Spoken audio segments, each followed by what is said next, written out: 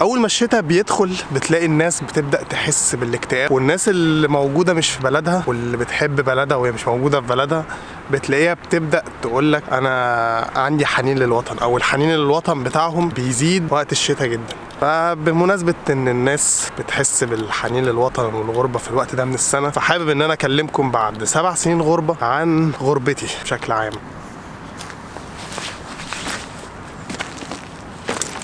قبل ما ابدا اتكلم في اي حاجه عايز بس اوصل لكم معلومه ان انا ما عنديش اكتئاب ولا متضايق ولا اي حاجه من الحاجات ديت، خصوصا ان اصلا الجو دوت اللي هو الجو المغيم والوان الخريف على الوان الشتاء هي دي الحاجات اللي انا بحبها. الالوان ديت بتعبر عني الى حد ما، فلو حد هيكون قلقان عليا ولا حاجه لا، احب اقول لكم ان انا تمام الحمد لله بخير. كمان عن الموضوع دوت انا سالتكم على الانستجرام تقريبا امبارح بالنسبه لميعاد تصوير الفيديو دوت، ايه الاسئله اللي تحبوا تسالوها لي بعد 7 سنين غربه، ايه اللي لو واحد فيكم بيفكر يتغرب ايه الحاجات اللي قلقان منها، وانا ارد عليه. بس هرد عليه من خلال تجربتي، لان تجربه اي حد بتختلف عن التاني.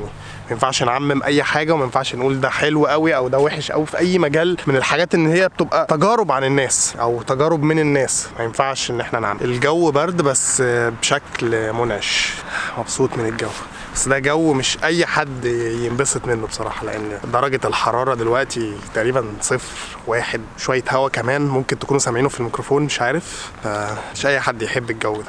بس المنظر تحفه، انا حابب المنظر ده، ولا ايه رايكم؟ بدور على كرسي اقعد فيه عشان اكلمكم في الموضوع، بس كل الكراسي متغرقه مطر او مبلوله، مش لاقي مكان اقعد فيه.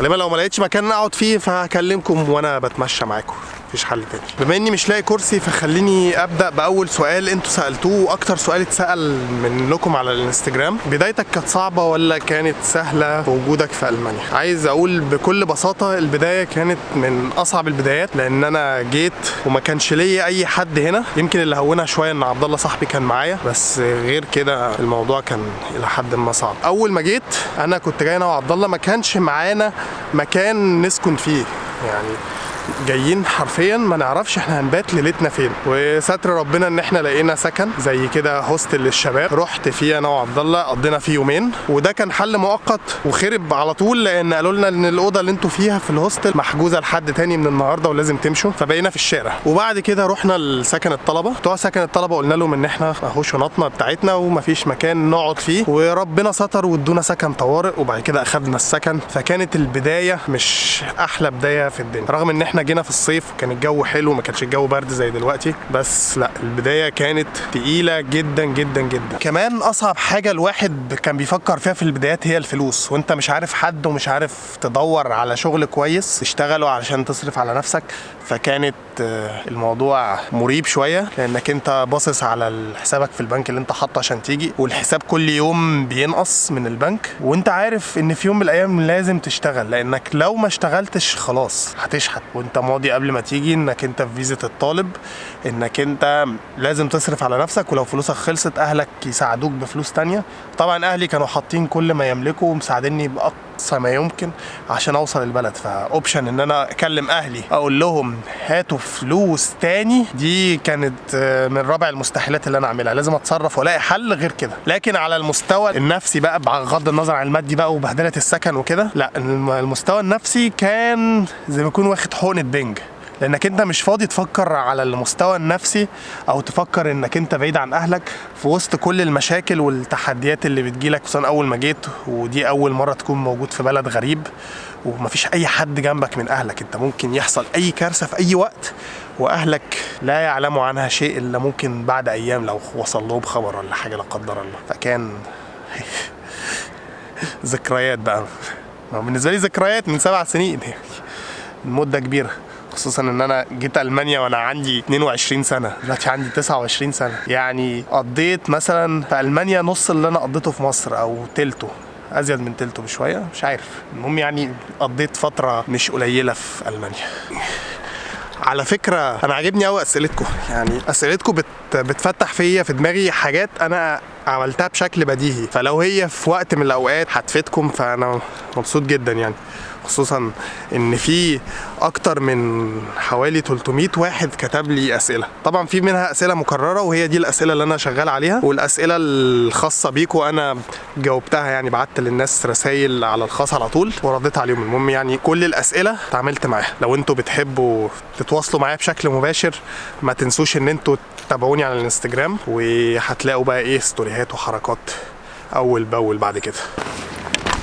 لقيت كرسي. شوف بقى السؤال التاني اللي هو رقم 2 من حيث عدد الناس اللي سألت، ازاي تعاملت مع اختلاف الثقافات؟ ده سؤال مهم جدا ومنطقي، بس انا تعاملي انا بتعامل بطبعي، ما بغيرش من تصرفاتي ولا اي حاجة عن اللي اتربيت عليها في مصر، بغض النظر بقى عن دوت الناس متقبله ولا لا. لو هتكلم بشكل صادق فالناس ما عندهاش مشكله خالص مع ثقافتي، متحترمين الموضوع ده جدا. زائد كمان ان انا مش بحط نفسي في مواقف ان انا احتاج اختبر مبادئي او مواقفي. وكمان هنا في المدينه اللي انا فيها مش مثلا مدينه زي برلين فيها من كل البلاد اللي في العالم، هي فيها ناس من بلاد مختلفه بس مش زي المدن الكبيره، ما فيهاش انشطه كتير تخلي الواحد يحتك بغيره الى حد ما كتير. يعني اكتر احتكاك كان وقت ما كنت ساكن في سكن الطلبه، كان في بقى الساكنين معايا اللي بيشاركوني في المطبخ والحمام وكده، كان جنسيات مختلفه فكان في احتكاك الى حد ما. حاليا بعد ما اتجوزت وسكنت لوحدي في البيت الاول كان في احتكاك شويه بالجيران، احتكاك مش لطيف خالص كله مشاكل. والبيت اللي انا فيه دلوقتي انا ما اعرفش في حد. شغلي الالمان اللي شغالين معايا، لان حاليا كل اللي شغالين معايا المان، ثقافتهم الى حد ما متفتحه عشان شركه برمجه وكده، ما عندهمش مشكله خالص في ان هم يتعاملوا مع شخص مختلف عنهم، وبيتعاملوا بطريقه احترافيه اللي هو ماليش دعوه انت بتعمل ايه في حياتك، المهم شغلك بيتسلم تمام. فما فيش مشكله خالص ان انا اعيش بطبعي وبطريقتي، انا عايش بشخصيتي، باني على الاقل حواليا فقاعه بشكل ما بتخليني اتعامل بالحاجه اللي انا بحبها او الحاجه اللي انا مقتنع بيها في مبادئي، وفي نفس الوقت موجود جوه مجتمع متقبل ده، فانا مش محتاج ان انا اتغير عشان حد. وهنا بقى يوديني السؤال دوت لنصيحه مهمه جدا للناس اللي بتحاول تيجي هنا وتتعامل مع الناس وتحاول تتلون بيهم. انت لما بتتلون وتبقى شخص مختلف عن البيئه اللي انت اتربيت فيها او البيئه اللي انت جيت منها، بتبقى شخص مش حقيقي بالنسبه لهم. هم عارفين انك انت جاي من حته تانية، فمش هيتقبلوك بالشكل اللي انت بتحاول تعمله، يعني مش هيتقبلوك انك انت زيهم. الاحسن ان الواحد يعتز باختلافه ويكون واجهه حلوه للناس هنا، علشان يبقى زي دعايه كده مجانيه لبلده، ان الناس تروح تزور بلده وتتعرف عليها، لان هم اتعرفوا على شخص من البلد ديت ولقوا ان الشخص ده كويس وبيتعامل معاهم بطريقه كويسه، فهيحبوا ان هم يشوفوا بلده. اوعاك يا ولدي تغير من مبادئك. اللي انا بقوله ده الوعاد بيخلي الواحد يسقع اسرع.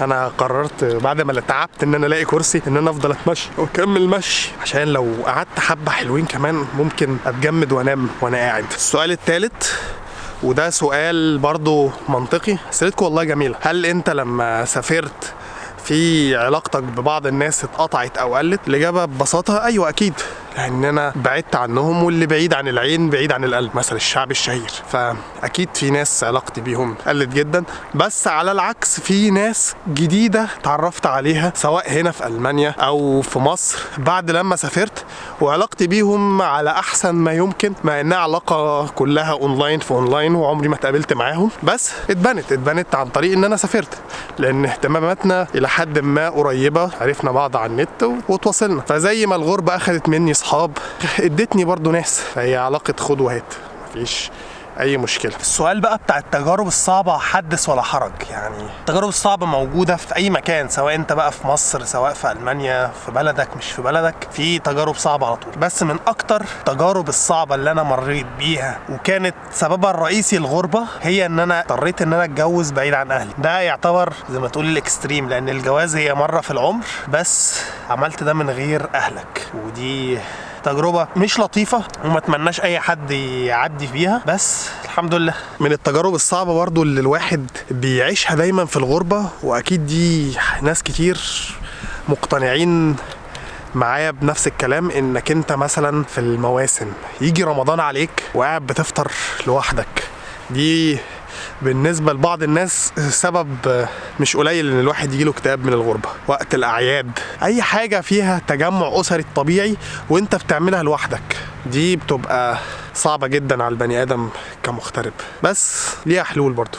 سؤال كمان اتسألته منكم، هل بعد كل اللي انا شفته في خلال ال7 سنين اللي فاتوا فكرت ارجع؟ هو السؤال ممكن يكون مش دقيق قوي، ومفروض يكون ايه اللي يخليك تفكر ترجع؟ لان انا ارجع ليه طالما انا اخترت دوت من الاول؟ صحيح ما كنتش مقدر ان الدنيا ممكن تبقى بالصعوبة ديت، لكن لو فكرت ارجع فهيكون ان انا اقدر اخد مكسب من اللي انا عملته هنا، بمعنى ان انا ارجع مصر بحاجة تديني دافع ان انا ما ابداش في الصفر تاني من مصر. انا في مصر طالع من البلد لسه صغير بدرس، فما ينفعش ارجع مصر تاني صفر زي ما انا ما جيت. لازم على الاقل اخد شهاده اقدر اشتغل بيها في مصر، اخد خبره تخليني مميز شويه في شغلي في مصر، ان انا معايا خبره المانيه او كده. ففكره ان انا ارجع كده من غير تخطيط ان انا هعمل ايه في مصر دي مستبعده جدا في دماغي. وهل ممكن ما ارجعش؟ ده برضو وارد لو انا متاح ليا فرص اكتر هنا. بس انا شايف ان احلى حاجه الواحد ممكن يعملها ولو عرف يظبطها يبقى هي ديت البيرفكت، ان هو ياخد مميزات هنا وياخد مميزات هناك. يعني مثلا لو انت بتقدر تنزل كتير طول ما انت حاسس بالغربه او انت عايز ترتاح، في اي وقت تقدر تنزل تروح مصر. عايز تشتغل وتعمل فلوس كويسه مثلا، وليكن ان في المانيا انت هتعمل فلوس كويسه احسن من مصر، وده مش حقيقي في كل الاحوال، تقدر تكون شغال هنا في شغل يسمح لك انك انت تقدر تنزل وتعمل اللي انت عايزه. فإلى حين ان الواحد يوصل للحاجة البيرفكت اللي هي ياخد هنا وهناك، وده مش سهل خالص، فانا من وجهة نظري الشخصية ان وجودي هنا افضل لحد دلوقتي. ده كده اجابة السؤال المنطقية. لكن اجابة السؤال بقى اللي هي الشعورية، ان طبعا انا عايز ارجع بسرعة جدا وفي اسرع وقت اقعد مع اهلي، وانا ايه اللي غاصبني على المرمطة ديت؟ انا ارجع بيتنا ارتاح، والدتي تعمل لي اكل واظبط حالي. خصوصا الكلمتين اللي انا بقولهم دول كان قبل ما اتجوز، يمكن بعد ما اتجوزت الموضوع قل شوية شعوري بالغربة، بس قبل ما اتجوز كان الموضوع في دماغي على طول. يعني عارف انت زي ما يكون ايه، زي ما يكون بتلعب جيم مثلا ونفسك تاكل اكل عك، بس مش قادر تاكل عشان انت عارف مصلحتك انك انت ما تاكلش الاكل العك ده، بس انت نفسك تاكل الاكل العك ده وهيبسطك وهيريحك بس على المدى القصير، لكن على المدى البعيد هتلاقي ان هي الدنيا عكت معاك. فالحمد لله كنت برجع لرشدي واقول ان الواحد لازم يصبر عشان يوصل لحاجه، ما يروحش ايده فاضيه ويرجع ايده فاضيه، لازم يشرف اهله. فنفسيا لا عادي، انا بني ادم عادي جدا، مش روبوت وبفكر بطريقه منطقيه وبس، لا. حلو قوي، اتكلمت عن الاسئله بتاعتكم بما فيه الكفايه. خلينا بقى ايه نشوف حلول لموضوع الغربه ديت.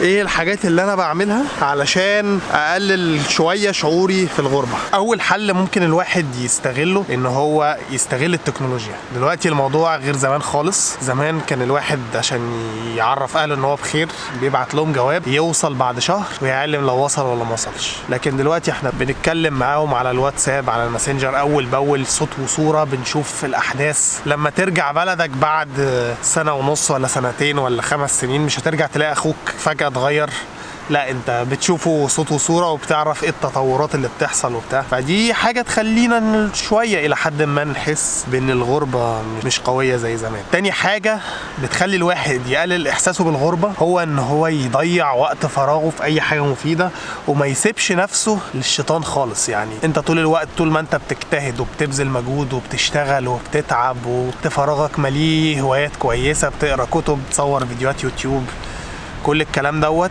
بيخلي الواحد ينسى شوية ان هو في غربة وبيتسحل في الحاجات اللي هو بيعملها، الحاجات طبعا المفيدة، ما تشغلش نفسك بحاجات تعبانة. فدي برضو من الحاجات اللي بتخلي الواحد يقل احساسه بالغربة. ودايما هتلاقي اللي بيسافر ويتغرب ويحس ان هو عنده اكتئاب او متضايق او بتاع، في الغالب ان هو عنده وقت فراغ مش عارف يسده بايه. ثالث حاجة انا يمكن لمحت ليها من شوية في الفيديو، هي انك انت تصنع الفقاعة الخاصة بيك، تتعرف على الناس اللي شبهك في البلد، عرب، مصريين، ناس شبهنا وشبههم، تقضوا وقت مع بعض، تخرجوا، تحس انك انت في بلدك مش بتتعامل مع ناس غريبة.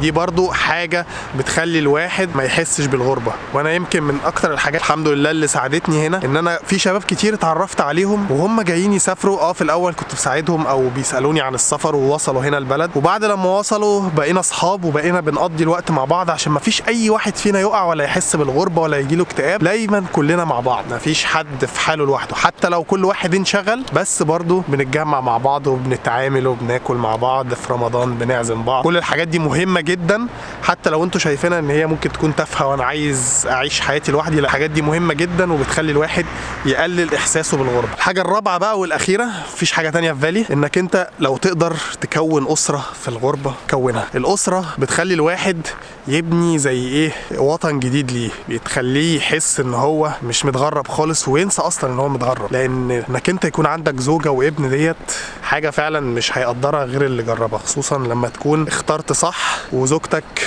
واقفة معاك وعارفة اللي انت بتحسه واللي بتتعب فيه.